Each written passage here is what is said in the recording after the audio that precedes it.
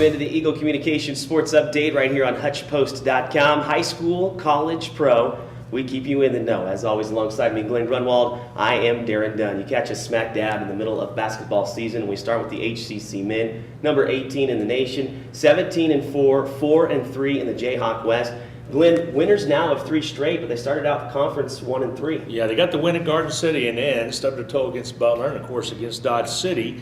And went to Barton, did not play well there until the second half. And Coach kind of disagrees with me. I felt like in the second half of the Barton game, we started playing a little bit better basketball, pulled it within 6, could not get over the hump, still lost the ball game, and that's what counts as wins, losses. But the trip at home against Colby, the trip to Pratt, really played well and had a barn burner just the other night. So going from 1-3 to 4-3, they're right now at 4th place in the conference and still got some big games coming up. Came down to the buzzer over Cloud County, beating the Thunderbirds 77-74. And Glenn, kind of take us back to Bashir Ahmed at the end of the game. He had 13 points, but none more important than that bucket to beat the buzzer. Yeah, actually, you go back to 74-70, of which Cloud was on top. Got the basket from Hamilton, and then we tied it up at 74 all, and then they took a fairly quick shot. I remember the outlet came to Butke. He looked at the clock, went down and shot the basketball, missed it. And then Ahmed, which he does a lot of, got the putback. And just as I saw the ball go up on top of the square of the glass, saw the red light come on. It was down and through. They called it an N1 and was able to hit the free throw. But surprisingly, they put a half second back on it. Of course, you're down there closer than I am doing the PA, but they put a half second back on. Cloud just about hit that last second shot. It would have counted because he got it off in time, but it hit the back of the rim and ends up being a 3-point victory for the Blue Dragons. The official at center had been known throughout the night for making some questionable calls. The fans were on him. Coach Eck was on him. And what was weird about this official is he would always snap back and say something back to the coach, which is typically something as an official you don't do. But he was the one that gathered everybody together to put that half second back on. And momentarily, I was kind of thinking, okay, they may actually return this and reverse it and say that the bucket didn't go and we'd be headed for overtime anyway. But Bashir Ahmed, 13 points. He gets the double-double with 10 rebounds. Another double-double comes from Deshaun Freeman, 18 points and 11 rebounds. And actually 5 HCC players in double-digit scoring. That includes, we mentioned Ahmed and Freeman, Akbar Hoffman with 11, Austin Butke 12. Che Bob scores 14. But Glenn, here's my thing with Che Bob. I understand that he's a 46.8% shooter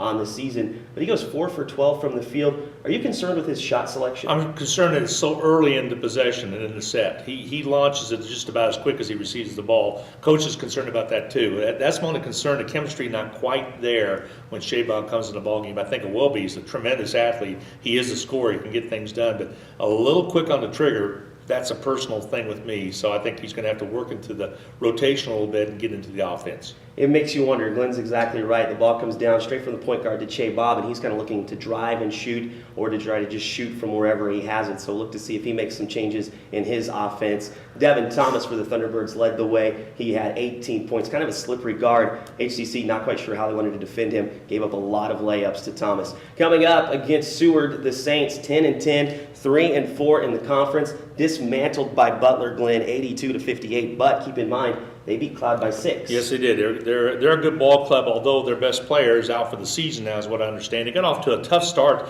in the non-conference. They and Hutchinson both ready to run away with the conference. It's not been the case. Butler is really in charge right now with a 21-0 mark, and they're playing very good. But Seward, as you well know, that's a tough place to go play. In the greenhouse down there, we're going to have a couple of tremendous games coming up, and the boys is going to be a really good one. Let's take people back. Seward last year, first game I did on the road with you. I was doing play-by-play. Glenn was doing the color on radio.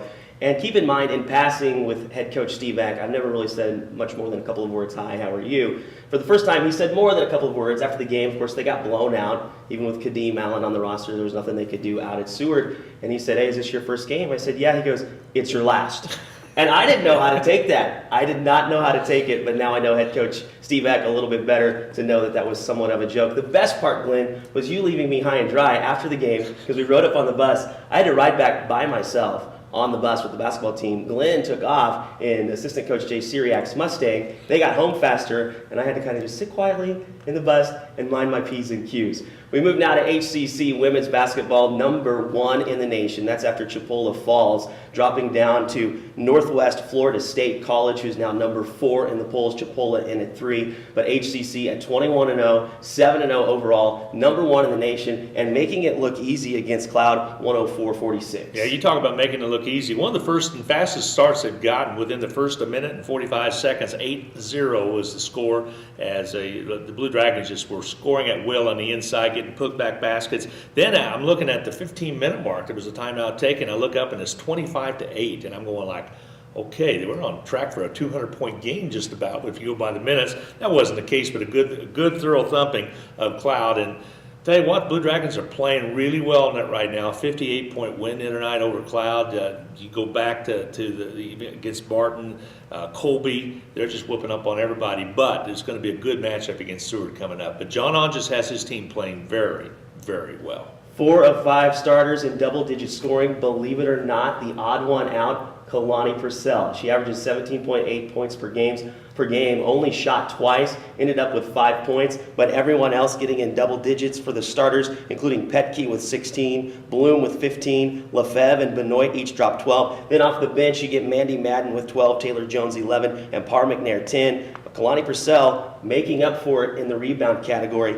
She had 12.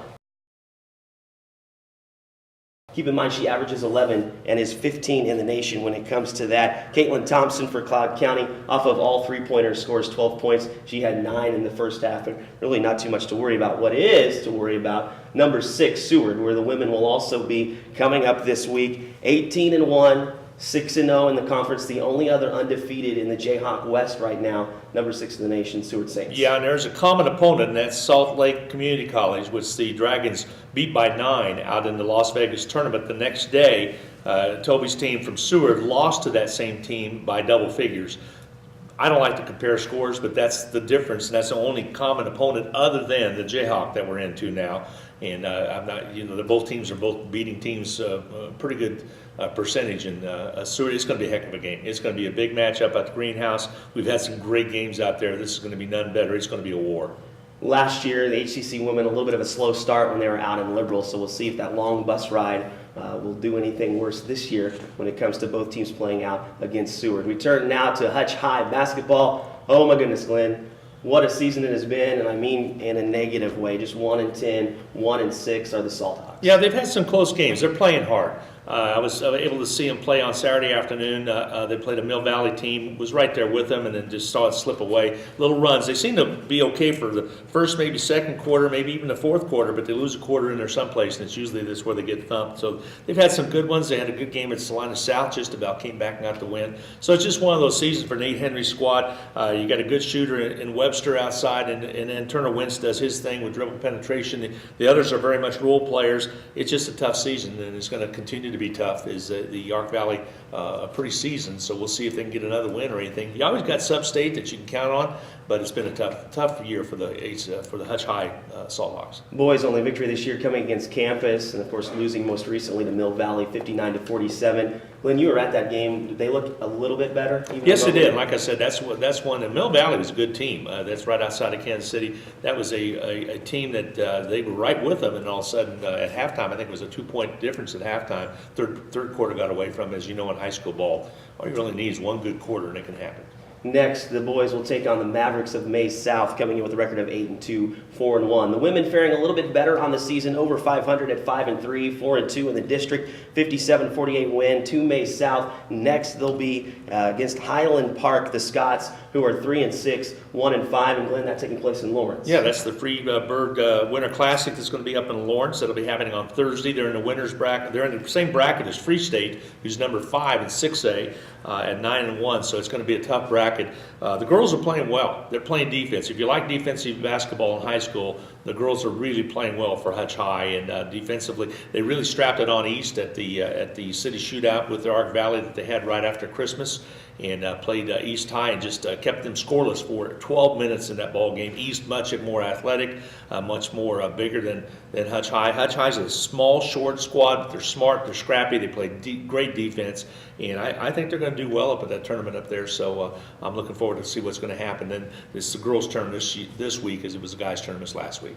Big 12 basketball, the Kansas Jayhawks in at number 1 in the Big 12 standings, 16-3, 5-1. Of course, their only loss in the conference against Iowa State, and that was in Iowa, a tough place to play there at the Hilton Coliseum. 13-point win most recently over Texas in what Bill Self described as a flawless second half.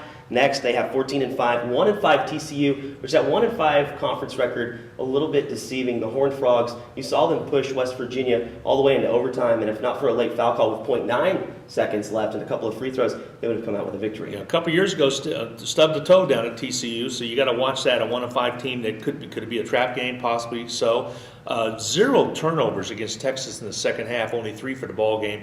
It was quite the game on the road, and Bill says probably the best that they played on the road since he's been there. Everybody's losing up at Iowa State. Even Texas lost last night in a close ball game up there. K-State went in there and lost. So it's going to be interesting down the stretch. I think the KU Jayhawks are getting better. I really do. I think they're getting better. Seems to be like everybody's buying into the role. We'll see what happens. A recent RPI came out and actually named the Jayhawks, believe it or not, with those losses on the season, as the strongest team in college basketball, ahead of some of those others you would think would be up there near the top, including Kentucky. In at number 2 in the Big 12 standings, believe it or not, it's the 12-8 Wildcats of Kansas State, 5-2 in conference play. They come off that 10-point victory over Oklahoma State. Next, they will have the Mountaineers of West Virginia, who we just mentioned. That'll be a 16-3 team, 4-2 overall, and the Mountaineers are number 3, respectively, in the Big 12 standings. And then you look forward to this weekend. It's the first of 2 Sunflower Showdowns, as the Wildcats will travel into Allen Fieldhouse to take on the Jayhawks. Yeah, I was wondering when that game was, and all I had to do was look at my hotel reservations because the cost of the room doubled overnight for that Friday night stay. They take them on at 1 o'clock on Saturday. That'll be at KU. I think the Wildcats are going to be very tough to beat back over in Manhattan, but I think it's a winnable game for the Jayhawks coming up on Saturday in Allen Fieldhouse. Seahawks, Patriots, it is Super Bowl 49 coming up. A commercial, Mylanta, $4.5 million for a 30-second commercial, if that's where you want to advertise in Super Bowl 49. The Seahawks, of course, coming back and their chance to go back-to-back and repeat as Super Bowl winners.